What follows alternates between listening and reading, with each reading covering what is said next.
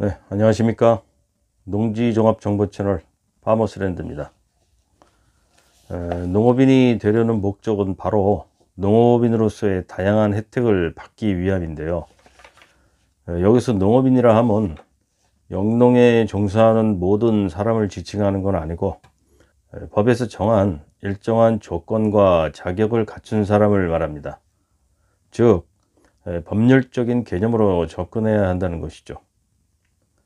농업인이 될 수 있는 규정은 여러 관련 법령이나 규칙에 나와 있는데 골치 아프게 이것저것 보지 마시고 그냥 딱 두 가지만 생각하시면 됩니다. 바로 농업인 확인서와 농업경영체 등록입니다. 그러니까 농업인 확인서를 발급받던가 아니면 농업경영체 등록을 해야 공식적으로 농업인임을 증명받을 수가 있다는 것이죠. 농산물 품질관리원에서는 농업인 확인서 발급 규정에 따라 영농인을 상대로 농업인 확인서를 발급해주고 또 농업경영체에도 등록을 해주고 있는데요. 이 농업인 확인서 발급 규정이란 농업농촌식품산업기본법에 따라 농림축산식품부가 고시한 행정규칙으로서 농지와 관련된 여러 법령을 토대로 농업인이 될 수 있는 기준을 모아서 정리해 놓은 그런 규정입니다. 그래서 우리는 이 규정을 먼저 알아야 합니다. 다음에 설명하는 자들은 모두 농업인에 해당이 되는데요. 농업인 확인서 발급 규정의 내용을 위주로 기준별로 정리를 했습니다. 그러면 먼저 농지의 면적에 따른 기준입니다. 330제곱미터 이상의 농지에 고정식 온실, 버섯 재배사, 비닐하우스를 설치하고 농작물이나 채소, 과실, 화훼작물, 그리고 특용, 약용, 버섯, 양잠 등을 재배하는 자가 해당이 됩니다. 농업인이 되는 기준에 있어서 이 330제곱미터는 최소한의 경작 면적인데요. 그냥은 안 되고 이 기준에 해당하는 면적에서는 이렇게 시설을 갖춰야 합니다. 그리고 다음은 330제곱미터 이상의 농지에 축사 관련 부속 시설을 설치하고 가축을 사육하는 자도 농업인이 될 수 있습니다. 이런 분들을 축산 농업인이라고 하죠. 그리고 축사는 꼭 지목이 목장 용지에만 지을 수 있는 건 아니고 이렇게 농지에도 설치가 가능한데요. 이런 경우엔 농지를 전용할 필요가 없습니다. 축사의 부지가 그냥 농지가 되는 것이죠. 가축 사육에 대한 기준은 표와 같은데요. 보시면 가축은 크기에 따라 대가축, 중가축, 소가축으로 구분이 되고 가금류들도 이렇게 나눠지는데 그에 대한 마리수는 표를 참고하시고요. 그리고 꿀벌까지도 포함이 되죠. 이 꿀벌에 대한 기준이 올해 7월부터는 10군에서 30군으로 바뀐다는 말이 있으니까 참고하시고요. 다음은 660제곱미터 이상의 농지에서 채소, 과수, 화훼작물을 재배하는 자가 해당이 됩니다. 이 세 가지 작물을 원예 작물이라고 하는데 이 내용은 농업협동조합법에 근거하고 있습니다. 원래는 지역농협의 조합원 가입 조건인데 일부 조항은 이렇게 농업인의 기준이 될 수가 있습니다. 주의할 점은 이 면적의 농지에서는 예를 들어서 고구마나 감자, 옥수수, 콩, 팥, 깨 같은 잡곡류나 두류, 그리고 적용이 안 되는 품종들은 이 조항에 해당이 안 됩니다. 말하자면 이런 작물들은 1000제곱미터가 넘는 농지에서 재배를 해야 농업인이 될 수 있으니까 이 점은 꼭 확인하시기 바랍니다. 다음은 1000제곱미터 이상의 농지에서 농작물이나 다년생 식물을 경작 또는 재배하는 자인데 이건 농업인의 조건 중 가장 일반적이고 대표적인 농업인의 자격이죠. 1000제곱미터 이상의 농지에서는 어떠한 종류의 농작물도 재배가 가능하다고 보시면 됩니다. 다음은 1000제곱미터 이상의 농지에서 조경수를 식재 생산하는 자인데, 조경수란 아시다시피 정원이나 공원, 도로 같은 공간의 조경을 위해서 심는 나무인데요. 이렇게 조경수도 판매의 목적으로 식재하여 생산하는 사람은 농업인에 포함이 될 수가 있습니다. 그리고 이건 농지가 아닌 건물 면적의 기준인데요. 건축물 대장상의 면적이 50제곱미터 이상의 콩나물 재배사에서 콩나물을 재배하는 자도 농업인으로 봅니다. 50제곱미터니까 평수로는 약 15평 정도가 되는데, 고정식 온실이나 비닐하우스, 버섯 재배사는 전용을 하지 않고도 바로 농지에 설치가 가능하지만, 이 콩나물 재배사는 농지 전용을 거쳐야 건축이 가능합니다. 그리고 건물도 무허가 건물은 안 되고 반드시 건축물 대장에 등록된 건물이라야 합니다. 다음은 농업 외 업종별로 한번 보겠습니다. 곤충 산업의 육성 및 지원에 관한 법률에 따라 곤충의 사육 생산에 대한 신고 확인증을 받은 자도 해당이 됩니다. 이 곤충 산업은 미래의 식량 산업으로서, 그리고 의약 산업으로서도 전망이 아주 밝다고 하는데요. 관심 있게 봐둘 필요가 있겠습니다. 사육 규모에 대한 기준은 동법 시행령 별표 2에 나와 있으니까 참고하시고요. 이 기준에 맞게 규모와 시설을 갖추면 역시 농업인으로 인정이 됩니다. 다음은 축산법에 따른 종축업, 부화업, 가축 사육업의 허가를 받거나 등록을 한 자도 농업인이 될 수 있습니다. 개량이나 번식용으로 사육하는 가축을 종축이라고 하는데, 종축업이란 이 종축에서 번식용 가축이나 씨알을 생산하고 판매하는 업을 말합니다. 부화업은 가금류를 인공 부화시켜서 판매하는 업인데, 이 두 가지 다 모두 허가를 받아야 하고 시설도 허가 기준에 따라야 합니다.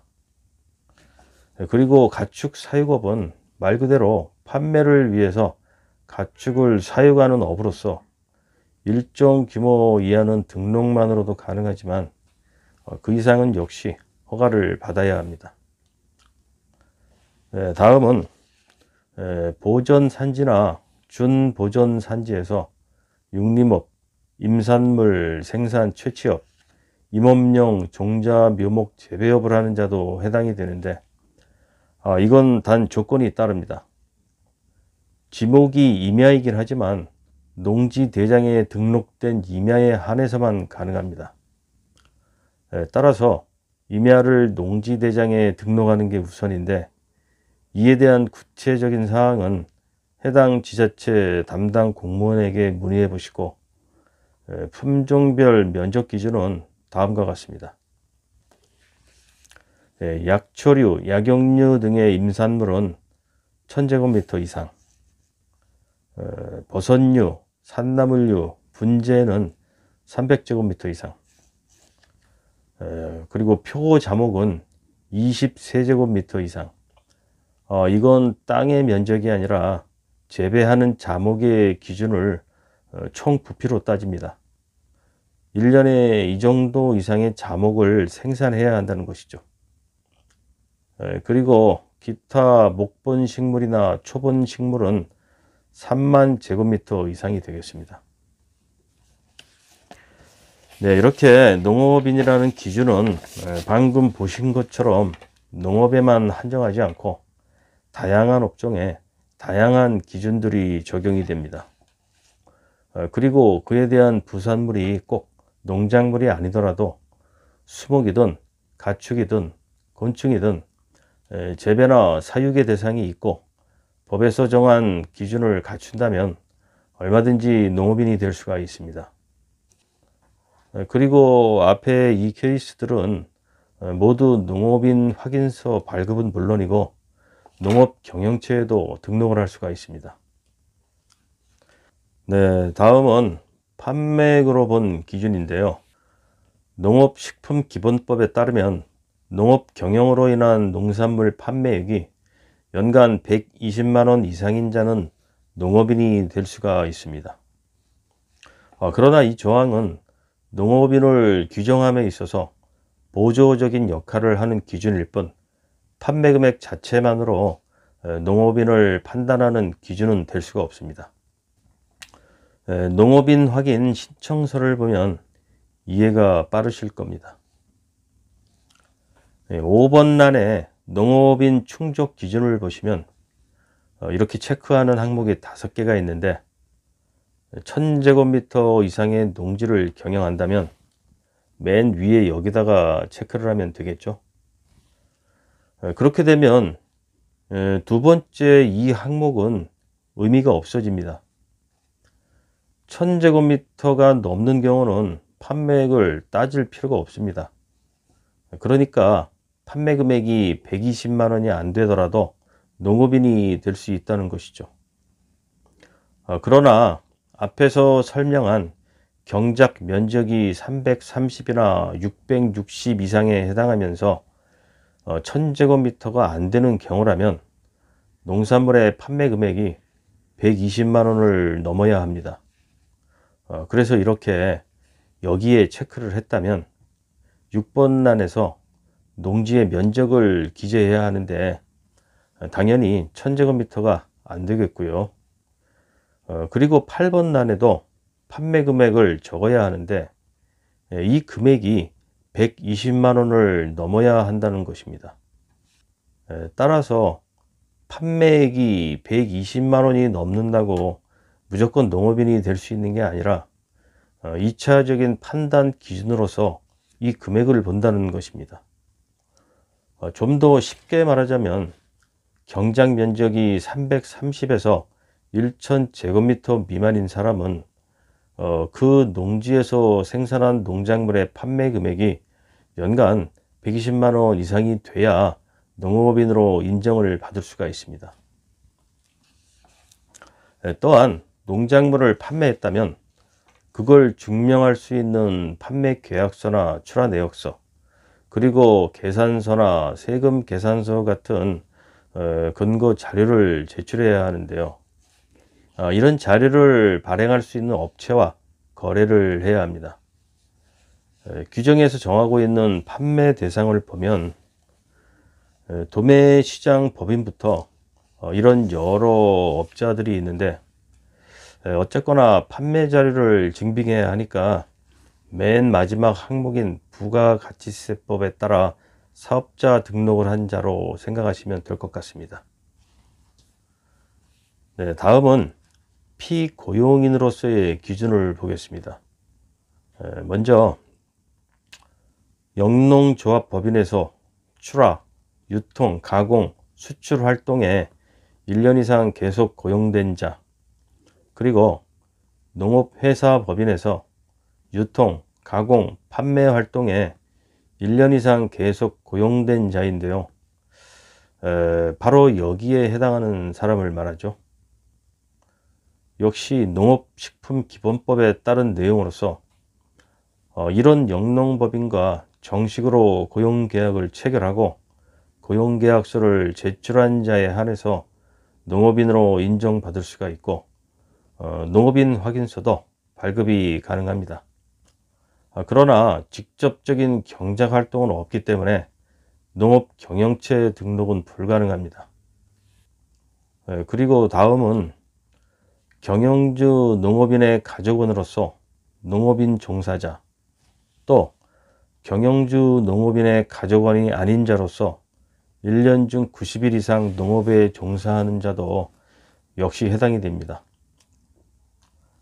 여기서 잠깐 영농의 주체의 관점에서 농업인을 분류를 해보면 경영주 농업인과 경영주 외 농업인으로 분류를 할 수가 있습니다.